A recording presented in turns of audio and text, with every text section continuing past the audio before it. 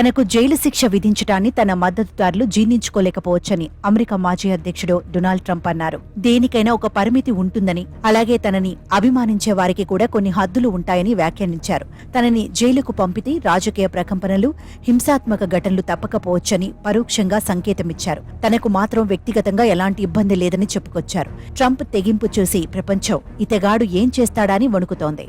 America అధ్యక్ష ఎన్నికల్లో పోటీ చేసి మరోసారి ఆ పదవిని దక్కించుకోవాలని ప్రయత్నిస్తున్న రిపబ్లికన్ పార్టీ నేత ట్రంప్ కు కోర్టులో గట్టి ఎదురుదెబ్బ తగిలిన విషయం తెలిసిందే.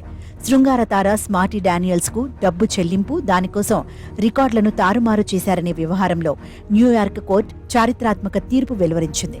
మొత్తం 34 అభియోగాల్లో ట్రంప్ను దోషిగా తేల్చింది. జూలై 11న శిక్ష ఖరారు చేయనుంది. ఓ కేసులో దోషిగా తేలిన అమెరికా తొలి మాజీ అధ్యక్షుడిగా ట్రంప్ చరిత్ర పుటల్లోకి ఎక్కారు. ట్రంప్కు జైలు శిక్ష పడొచ్చనే అంచనాలు వెలువడుతున్నాయి. దానిపై తొలిసారి స్పందించిన ఆయన పై వ్యాఖ్యలు చేశారు. తనపై నేరారోపణలు, న్యాయపరమైన చిక్కుల వల్ల సతీమణి మెలానియా ట్రంప్ తీవ్ర ఆవేదనకు గురవుతున్నట్లు తెలిపారు. ట్రంప్ దోషిగా తేలడంపై స్మార్టీ డానియల్స్ తొలిసారి స్పందించారు.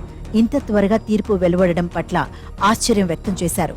ఆయనకు జైలు శిక్ష విధించాలని కోరారు. పేదవారికి సేవ చేసే బాధ్యతను అప్పగించాలని డిమాండ్ చేశారు. ట్రంప్ దోషిగా తేలినంత మాత్రాన తనకు ఈ కేసు ముగిసినట్లు కాదని వ్యాఖ్యానించారు. ఆయనకు అపరాధ భావన ఉండొచ్చు, నేను మాత్రం ఆ మచ్చతోనే జీవితాన్ని గడపాలి అని అన్నారు.